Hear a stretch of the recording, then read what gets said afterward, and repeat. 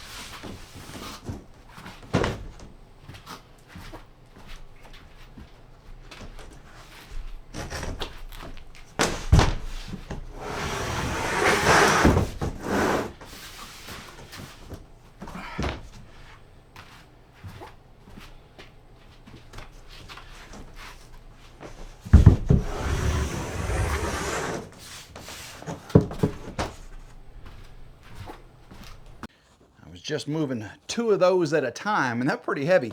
The ceiling material is a little bit thinner. Unfortunately, I think I got a problem. Come over here and check this out. Come around on this side, and look, I was leaning it on this toolbox here, and it scratched pretty bad right there. I'm hoping whenever I rip the material down, I won't have to use that bad spot, because that's why I got white, because I didn't want to have to paint anything.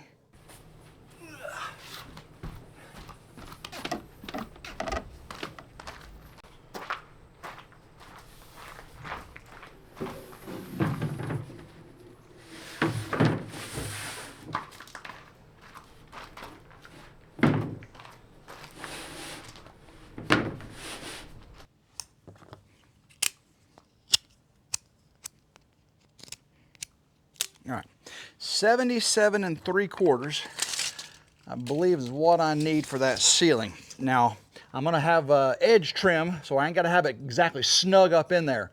I don't know what kind of decorative trim again, it's a power shed. It don't have to be, you know, all crown molding and all that, but I want it to look pretty nice. So, all right, 77 3/4.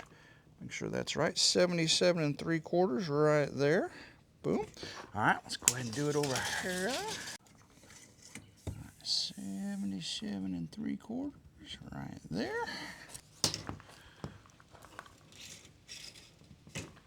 One more time, 77 3/4 right there. Now we can do our straight edge, cut right across.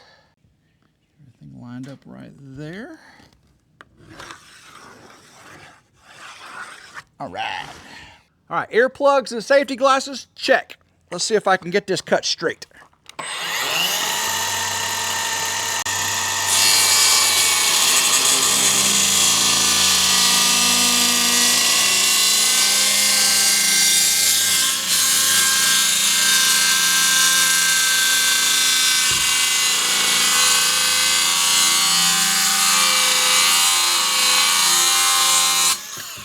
Perfect.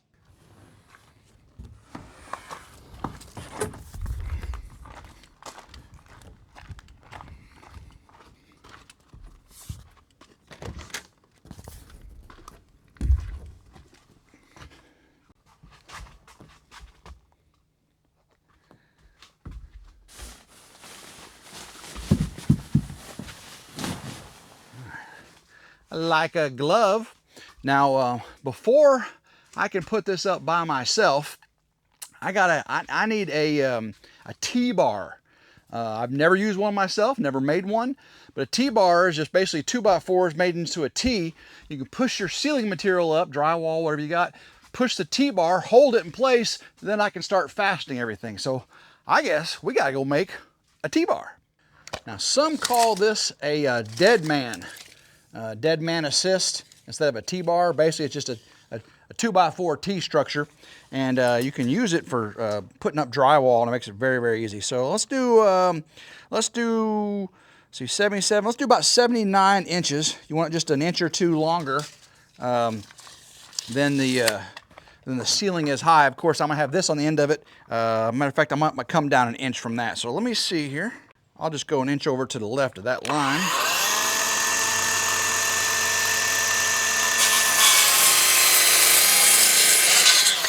Alrighty, get this perpendicular right on the end. Hold that. Alright, get a couple more.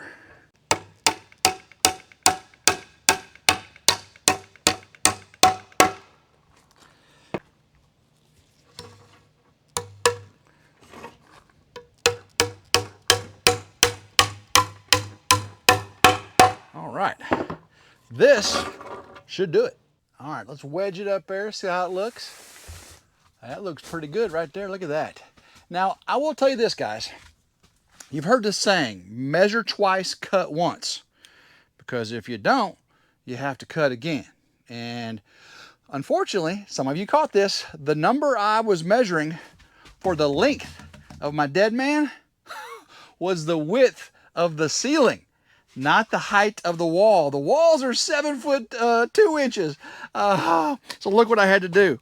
I had to get creative. I had to put a little stilt on it, which is fine. It works just fine. But you can see,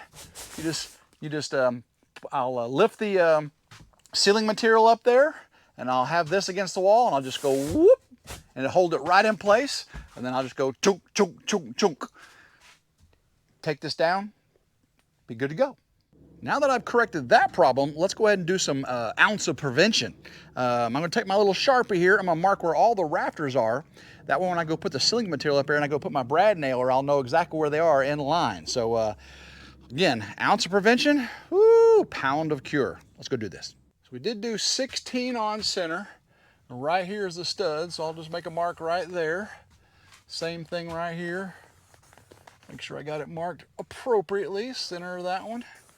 And just going to do all the way down, and then we'll do this side too. That way I know exactly where those studs are when I get my brad nailer going. Chook, chook, chook, chook. All right, let's see if I can get this done without damaging this piece too much. I've already damaged it enough as it is. Get it all the way over. Pull this back. Okay. Did I get all the way up in there? Let's see if it goes all the way to the edge. It does. It does. Nice. Nice, nice, nice. All right, let's see here. Let's get this gun. Get the first piece right there. There. And there. All righty. Will it hold it? Hey, it holds it. All righty. All right, let's see here. Put this.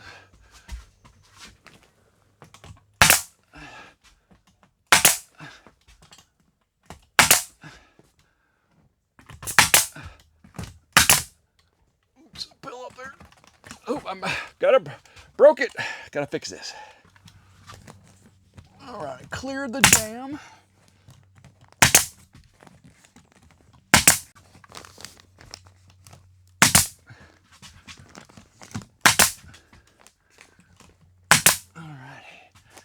Hopefully that'll hold there. Now I gotta start going down the center here. That didn't hold there. That one held. Gotta be careful. Gotta make sure that's going in too deep. Gotta adjust this a little bit.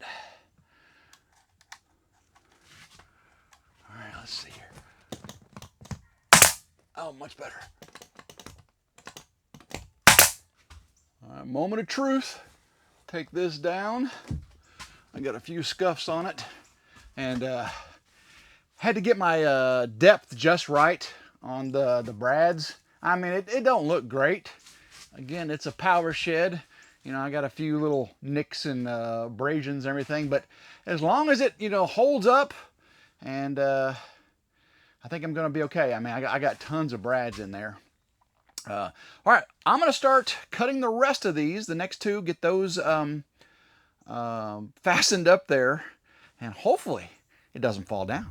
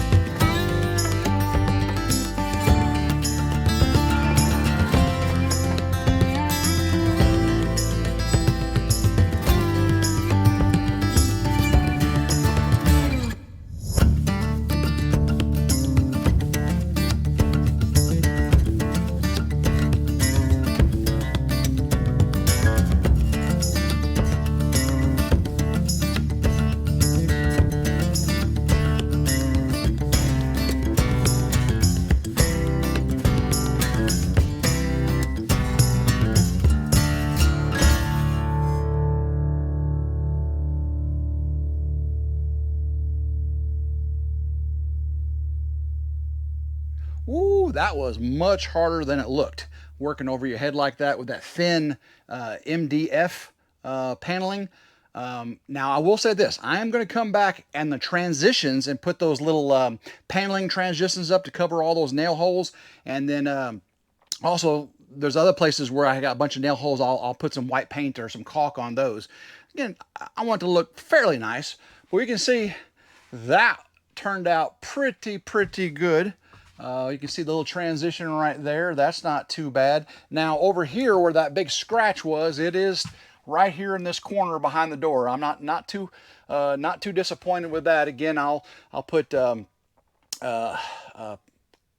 what's that? Trim up there, and again I'll do the trim in between the transitions. Now I've got to mark on the floor where all of the studs are, right? I gotta mark where all the studs are on the floor so we can start working on the paneling. I am gonna start the wall paneling in the back. Now the wall paneling we're doing in the on the walls is thicker. It's like wainscoting. This stuff is real thin and floppy around. And I was actually worried about the brad nails holding it up because the brad nails would go through. I had to adjust the air pressure on them. I actually went back and put some finish nails in some of them. That's why there's so many nail holes in there. I had to put some finish nails just to make sure it held up. Again, I'll have lights up here and all, and you know, all that. Again, it's just to cover the insulation. But we'll trim it up, make it pretty in the end. I'll bring you back for that. But today we got to finish up this wall covering. So let me go ahead and take some measurements, get the studs marked, you know, and we'll get some walls up. With this beadboard or wainscoting, have these lines in it. Makes the cuts a little more difficult because you want the seams to line up. You don't want a 2-inch, 3-inch, 2-inch, 2-inch, 2-inch. You know, you don't want these gaps. So I'm going to do my best to get everything lined up. So let's see if I can get this done.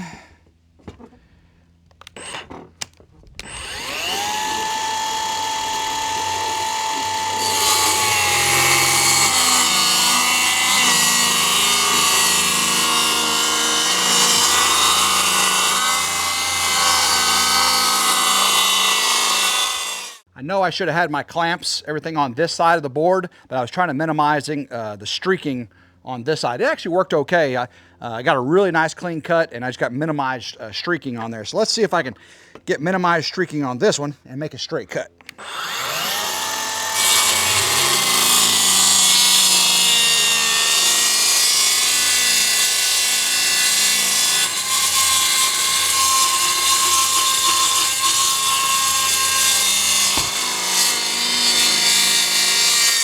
Oh yeah, nice.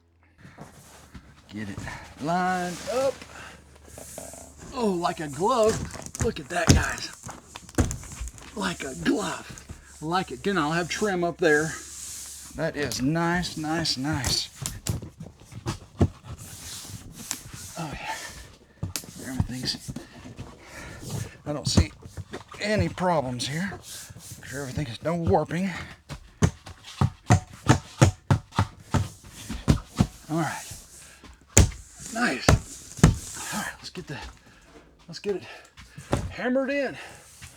There should be a right there, right there, right there, right there. Okay, there's that. This is a lot easier to work with than that real thin ceiling board I had. I'm talking so much easier to work with. So I just gotta go right down center there. Gives me lines to work on too, so I know where my studs are. That's pretty convenient. Right there. And right there.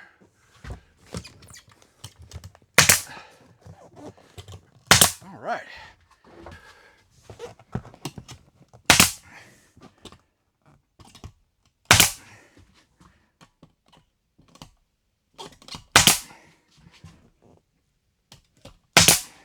Nice.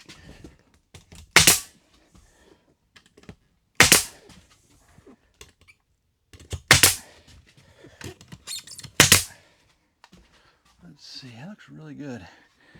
A little bit down at the bottom here.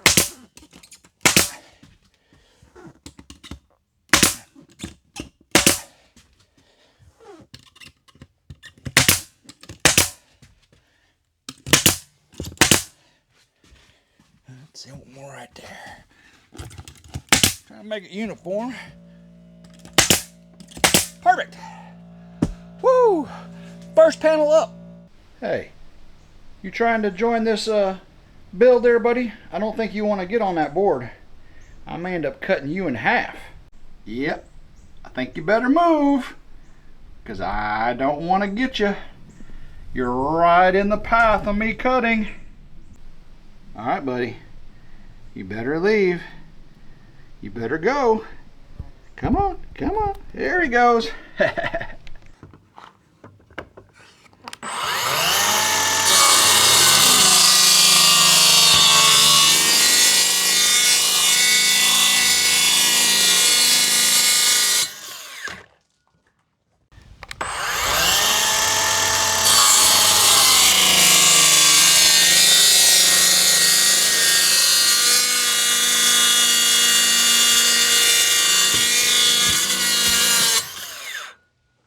Alrighty. I do have some material on the floor to give me that little gap, keep the water from touching the wall material. Oh yeah, slide on in there. In like Flynn. Oh my gosh, that fits perfectly. I mean, that is perfect. Get that all the way up to the edge there. Put that in. That should be good. Now I need to make sure it's over all the way down. All the way down. There we go. Get over there. Not like that right there. 1, 2, 3. Make sure all the way down. Alrighty. This looks amazing. On the stud there.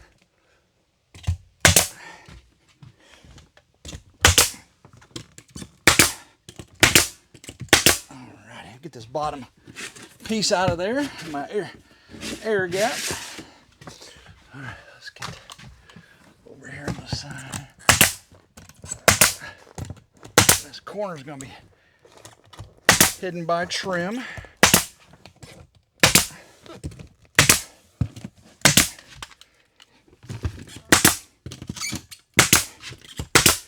Alrighty, that looks amazing.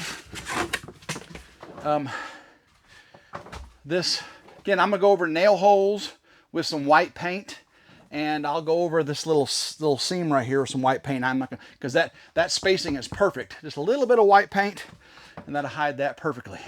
Oh yeah.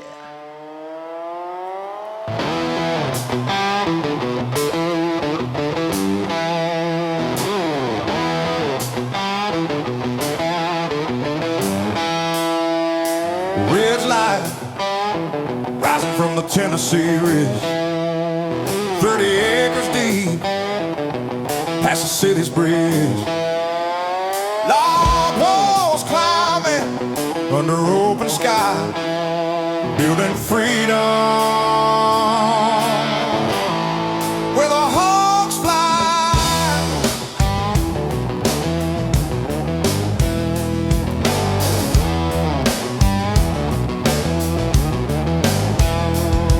Raised on rustic pride, heartland tools in hand, log home rising on Tennessee land.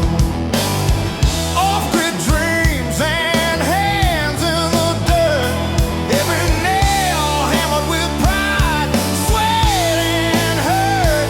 This is Ridge Life, building strong and true, from the ridge to the world, just me and you. Freedom on 30 acres, homestead in our veins, living Ridge Life where the heart remains.